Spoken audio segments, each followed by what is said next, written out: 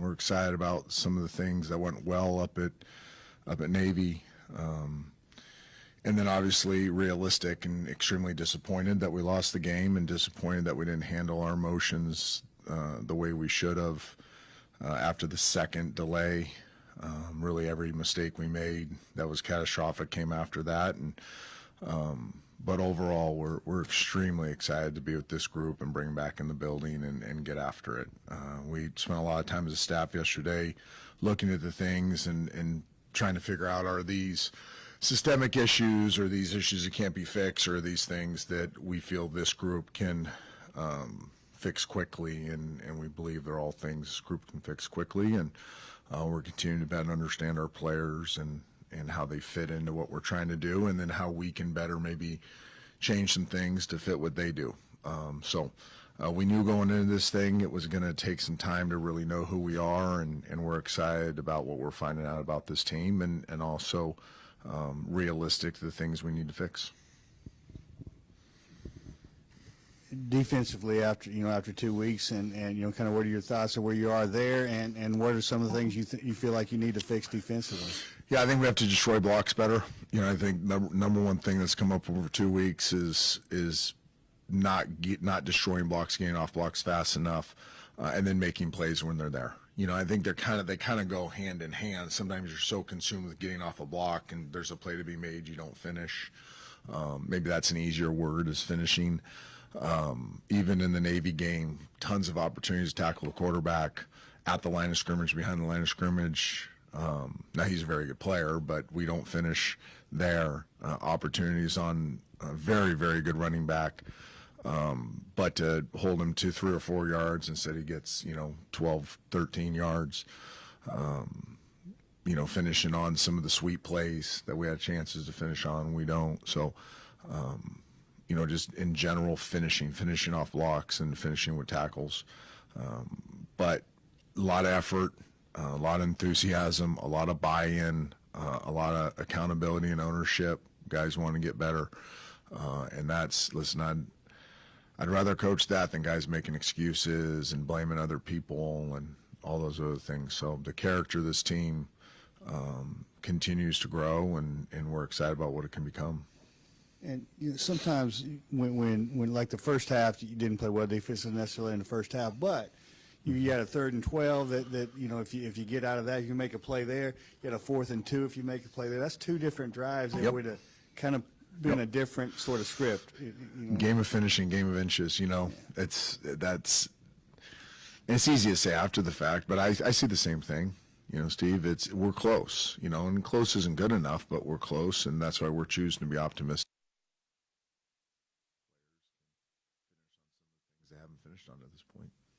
And the final thing on that is in the second half, though, you had some defensive stops that kind of put you, like after a turnover, you had to stop. And kind of, do you feel like you maybe took a little step forward there defensively? That's what I'm saying. I think the character of the team, we imploded offense in the second half. There's no two ways of talking about it. It's just a fact. However, when that has happened in previous years, which half this team is not culpable for, it would have had a spiral effect, and that did not happen on Saturday. It was, okay, we got to go get a stop.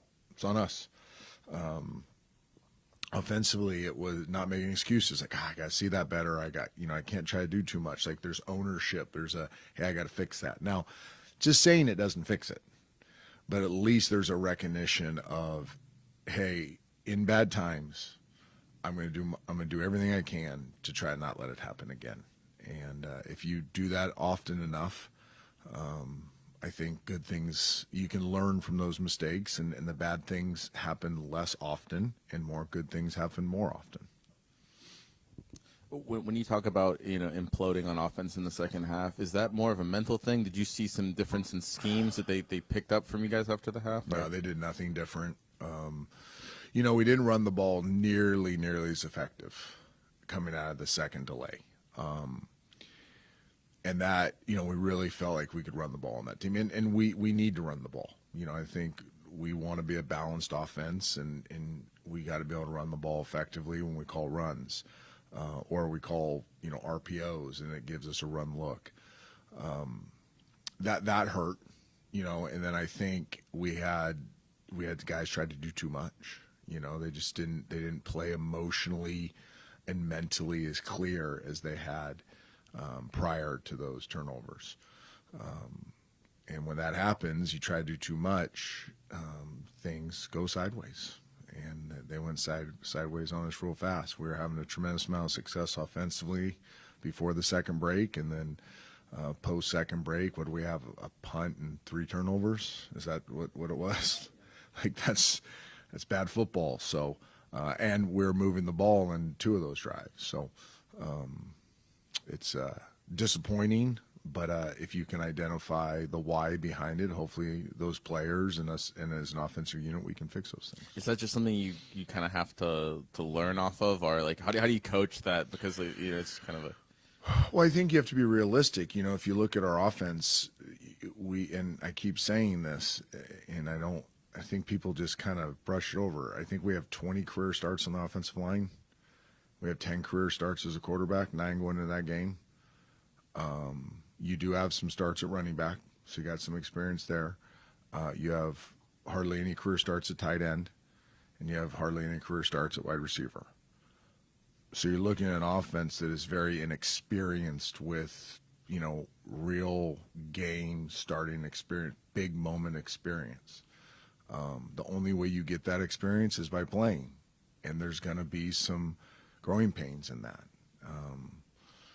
Again, whenever I've been called Mr. Kumbaya and optimistic. I was the most skeptical, pessimistic going into the season of anybody, coach, player, anybody, because I recognized there was going to be growing pains. That was part of the growing pains,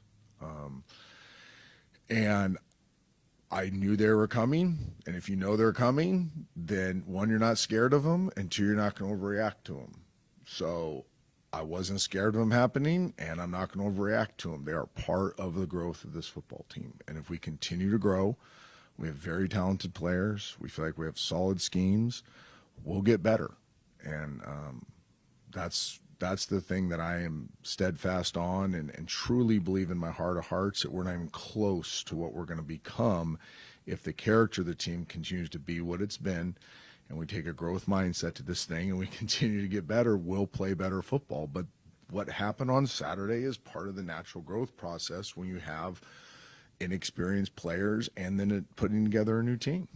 And then finally, with the defense and the tackling, how do you go about correcting that? Because it's not like you can really let them go full out during practice and injure themselves.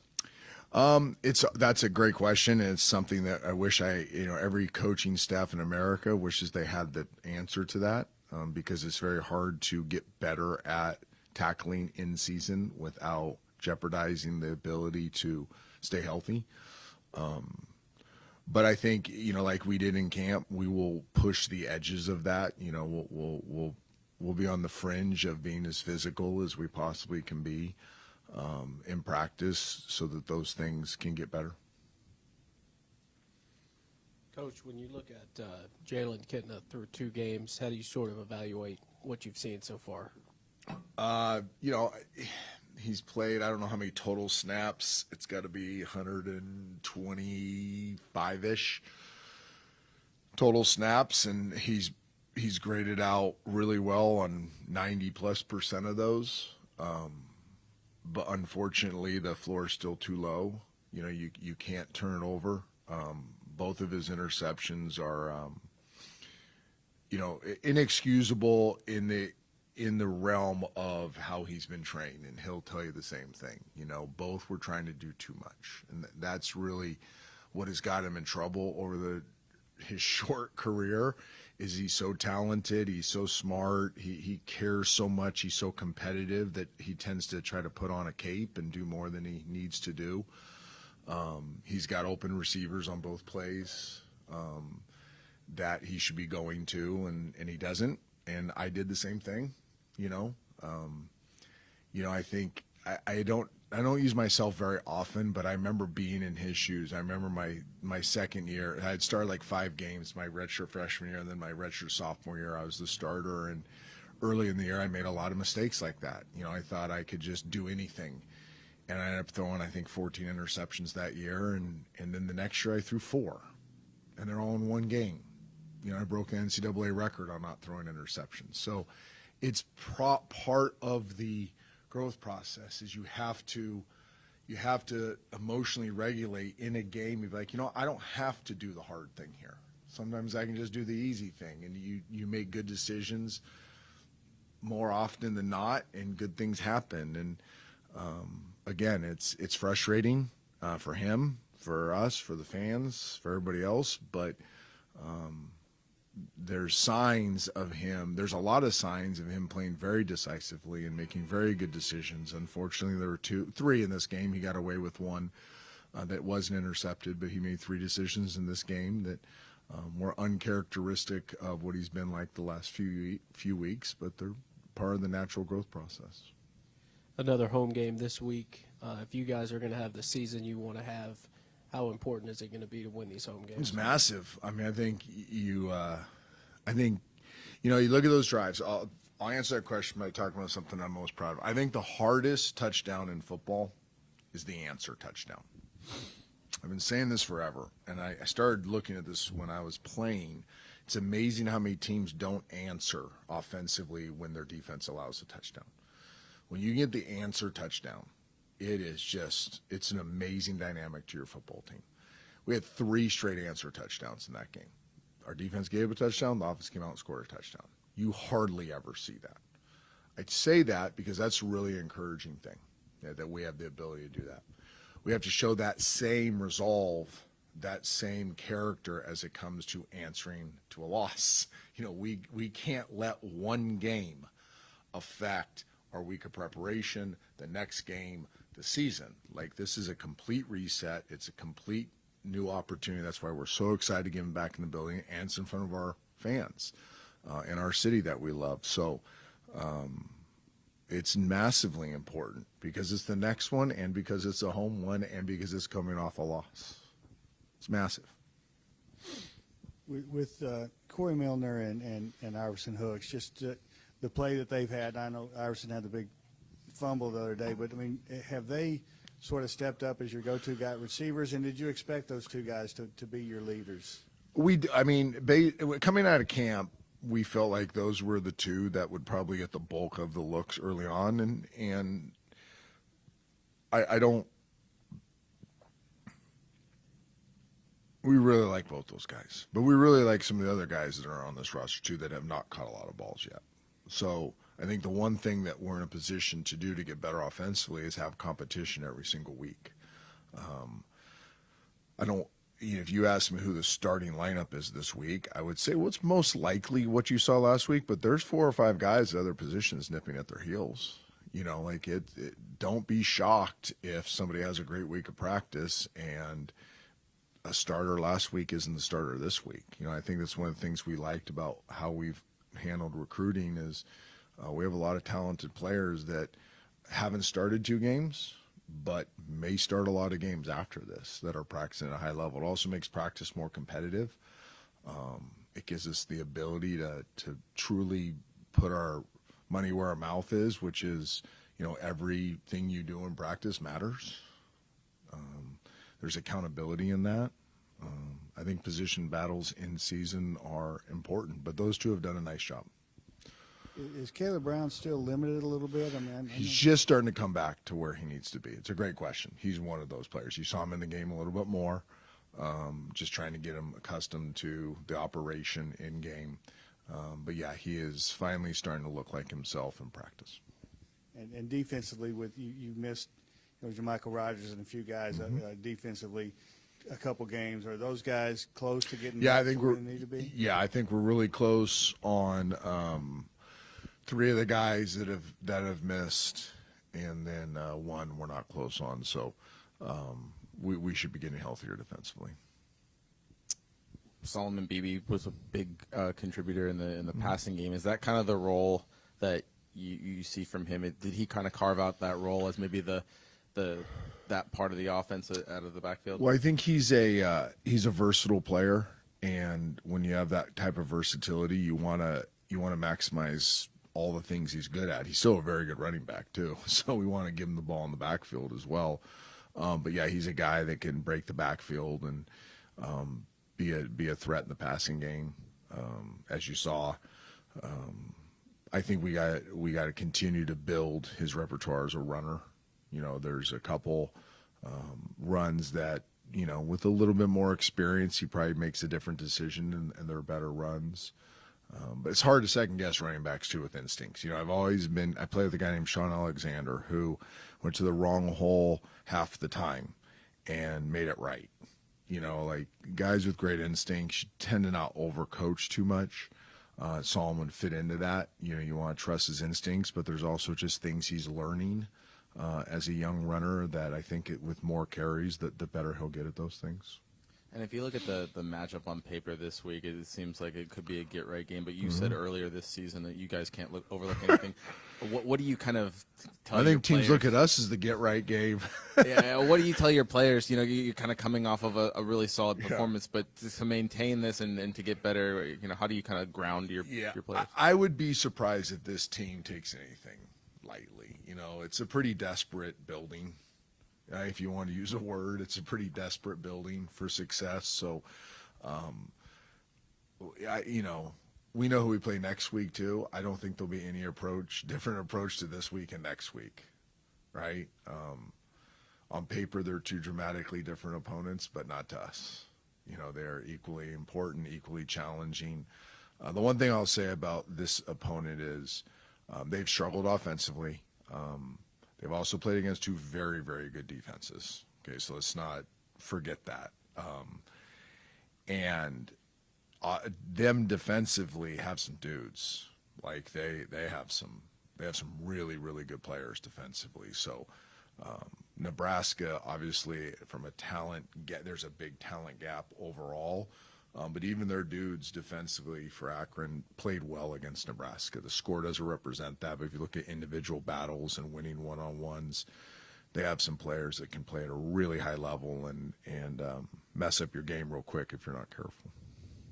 Coach, when you say it's a desperate building, how do you use that to your advantage, or can that be – how do you work through that? Well, I like it. Like, I think I will be shocked if when the kids show up at 5 p.m. tonight, that if there's not massive enthusiasm, massive excitement, optimism, ownership. Like, this is not a group that you're going to watch film and be like, hey, you know, this needs to be better. Like, oh, I'm making excuses. Like, they're going to be, yep, I got to go work on that right away and get better at that. Like, I think we're desperate to get better. You know, we did a lot of exercises in training camp in the off season about, you know, who we want to be. And a lot of the feedback was we want to be a team that grows. We want to be a team that gets better. We want a team that grows closer together. We want to be a team that's better the next week than they were the week before. We want to be a team that's process driven. Like, these kids, the most of them really, I believe, understand that this is a journey. And you gotta look at it that way. Like, it's not every week's massively important. You're doing everything you can to win the game, but you can't let 1 week's experience, performance, result affect you either way the next week. Let's say we would have won that game, and we're coming back. We finally won a road game, and we beat a conference opponent, and wow, a big win for UAB. Would that change today? It shouldn't, you know, like it should be the exact same approach when we roll into the building, win or lose. And I think that's what I'm excited about seeing in a handful of hours.